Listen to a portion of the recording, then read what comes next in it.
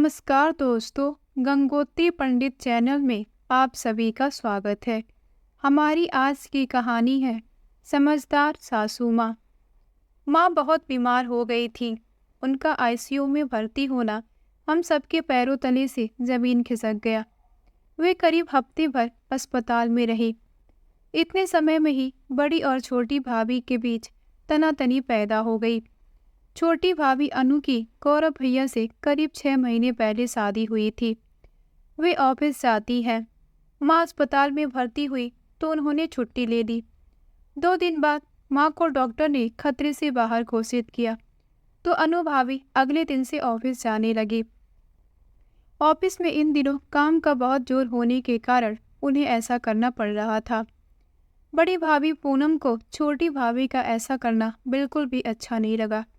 मैं अकेली घर का काम संभालूं या अस्पताल में माँ जी के पास रहूं। अपनी देवरानी अनु को ऑफिस जाने को तैयार होती देख वे गुस्से से भर आई।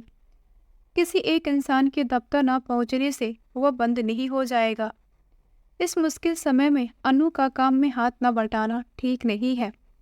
दीदी, मेरी मजबूरी है, मुझे 8 या 10 दिन ऑफिस जाना ही पड़ेगा। फिर मैं छुट्टी ले लूंगी और आप खूब आराम करना।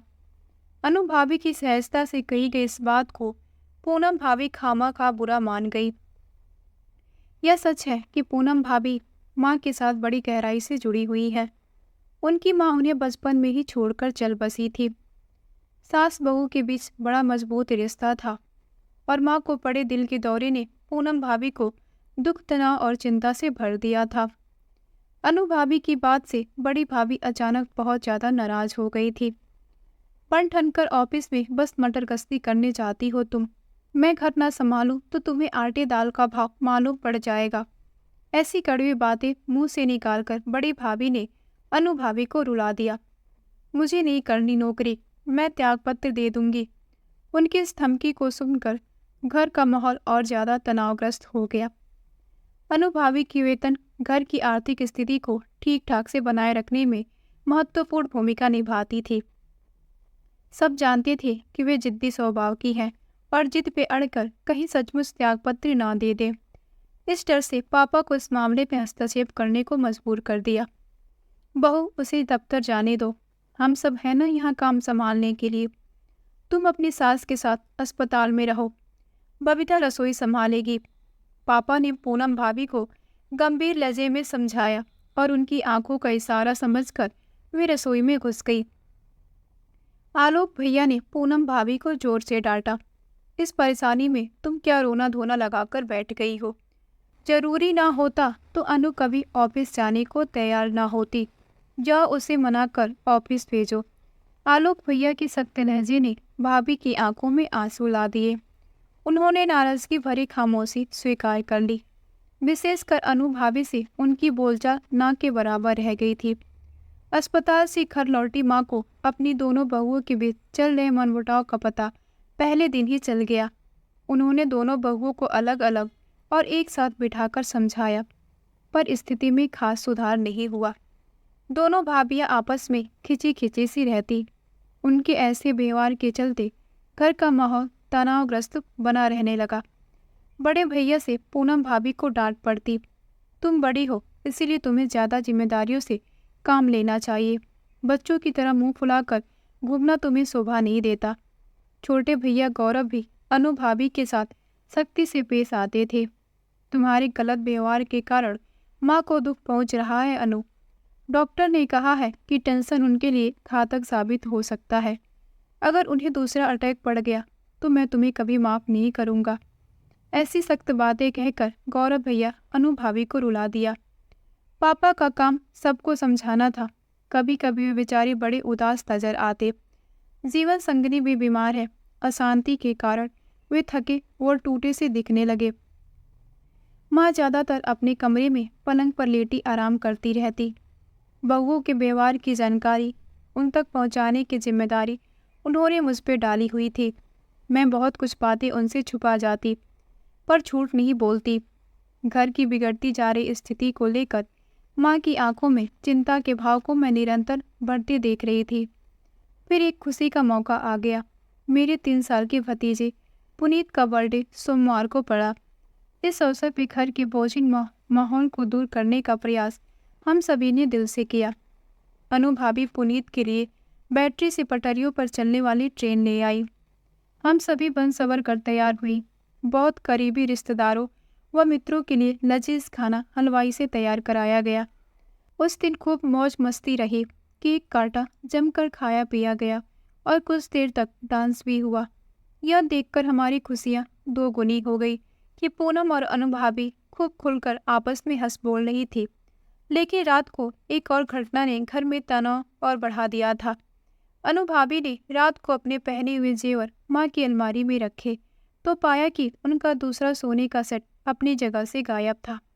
उन्होंने माँ को बताया। जल्द ही सेट के गायब होने की खबर घर भर में फैल गई। दोनों बहुओं की जेवर माँ अपनी अलमारी में रखती थी। उन्होंने अपनी सारी अलमारी खंगाल मारी पर सेट नहीं मिला। मैंने चाबी या तो पूनम को दी थी या अनु को।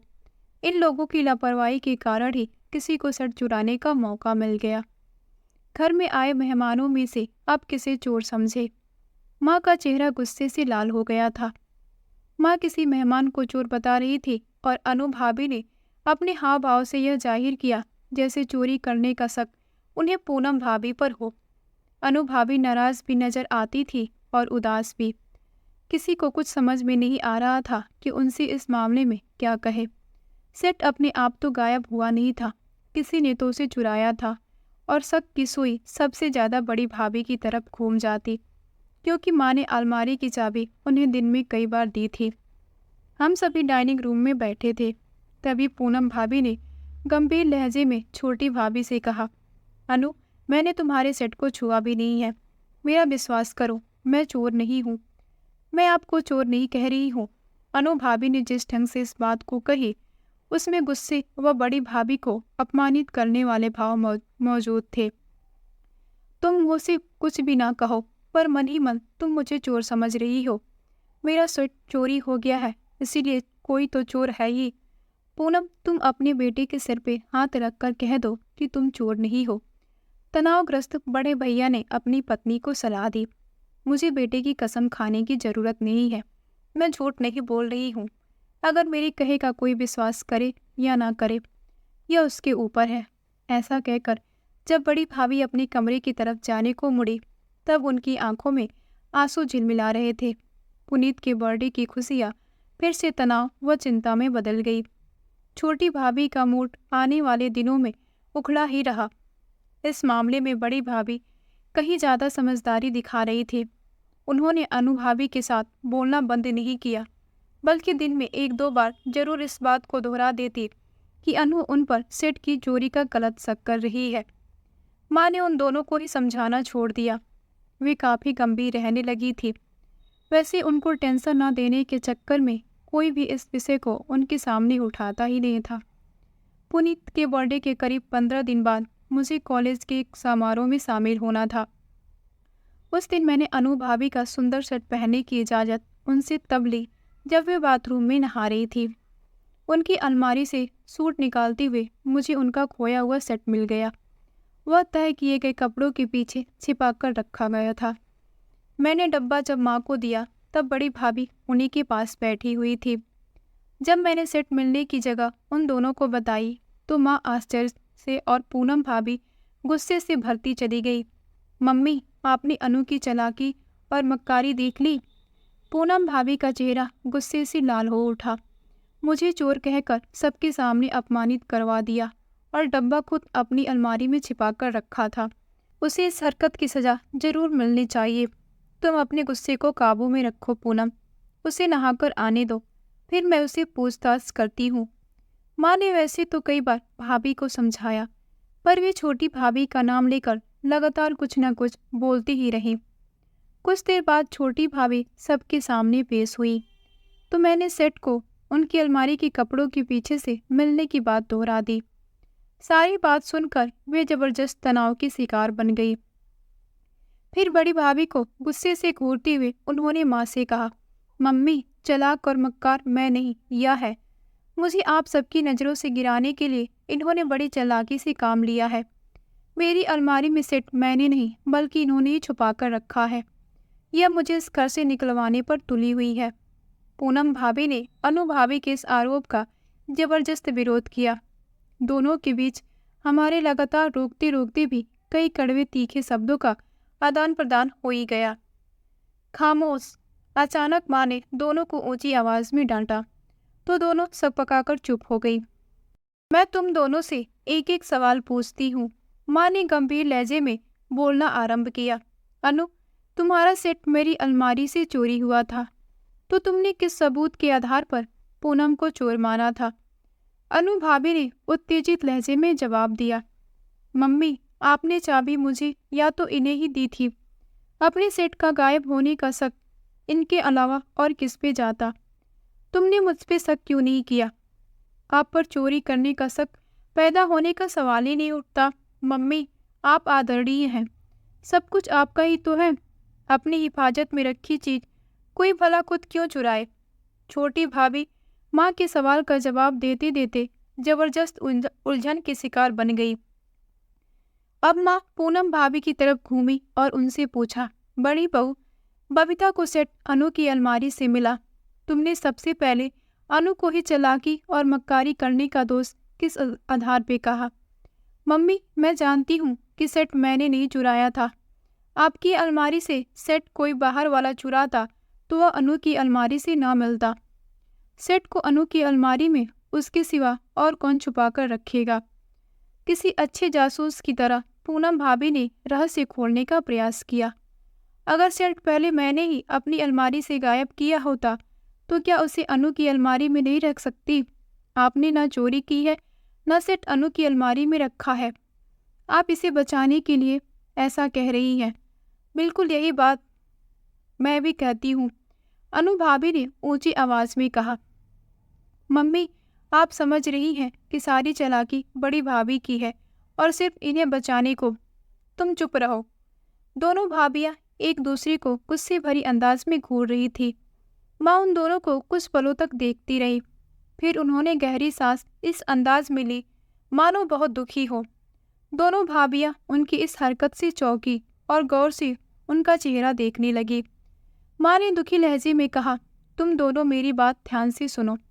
सच्चाई यही है कि अनु का सेट मैंने ही अपनी अलमारी से पहले गायब किया और फिर बबीता के हाथों उसी अनु की अलमारी में बरामद करवाया। दोनों भाभियों ने चौंक कर मेरी तरफ देखा। मैंने हल्की सी मुस्कुराहट अपने होठों पर लाके कहा, माँ सच कह रही है। मैं सेट चुन्नी में छुपाकर अनु भाभी के कमरे में ले गई थी और फिर हाथ में पकड़कर वापस ले आई। ऐसा मैंने माँ के कहने पर किया था। मम्मी, आपने यह क्यों किया? अपनी दोनों बहुओं के बीच मनमुटाव कराने के पीछे आपका क्या मकसद रहा?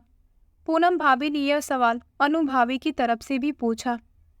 माँ अचानक बड़ी गंभीर और भावुक होकर बोली, मैंने जो किया उसकी गहराई में एक सीख तुम दोनों के लिए छिपी है। उसे तुम दोनों जिंदगी भर के लिए गांठ बांध लो। देखो, मेरी जिंदगी का कोई भरोसा नहीं है। मेरी बात तुम दोनों को ही घर चलाना है। आलोक और गौरव सदा मिलकर एक साथ रहें। इसके लिए यह जरूरी है कि तुम दोनों के दिल में एक दूसरे के लिए प्यार व सम्मान हो।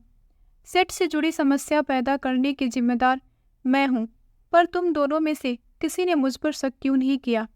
इसका जवाब तुम दोनों ने यही दिया कि मैं तुम्हारे लिए आदरणीय हूँ। मेरी छवि ऐसी अच्छी है कि मुझे चोर मारने का ख्याल तुम दोनों के दिल में नहीं आया। तुम दोनों को आजीवन एक दूसरे का साथ निभाना है। अभी तुम दोनों के दिलों में एक दूसरे पर विश्वास करने की नींव कमजोर है, तभी बिना सबूत तुम दोनों एक दूसरे को चोर, चालाक व मक्कार मान लिया। आज मैं अपनी दिली इच्छा तुम दोनों को बताती हूँ। एक दूसरे पर उतना ही मजबूत विश्वास रखो जितना तुम दोनों मुझ पे रखती हो। कैसी भी परिस्थितियाँ, घटनाएं या लोगों की बातें कभी इस विषय को न डगमगा पाए। ऐसा वचन तुम दोनों से पाकर ही मैं चैन से मर सकूंगी। मम्मी, ऐसी बात मुंह से मत निकालिए। माँ की आंखों से बहते आंसुओं को पोंछने के बाद पूनम भाभी उनकी छाती से लग गई।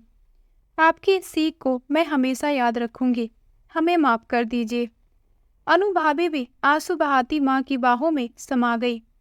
माँ आज बेहद खुश है क्योंकि मेरी दोनों भाभियाँ बेहद समझदार हो गई है। तो दोस्तों, आज की कहानी आपको कैसी लगी? लाइक और कमेंट करके ज़रूर बताइएगा। अगर कहानी अच्छी लगी हो तो वीडियो को लाइक करें और चैनल को सब्सक्राइब करें। मिलते हैं एक नई कहानी के साथ। आप सभी का बहुत बहुत धन्यवाद।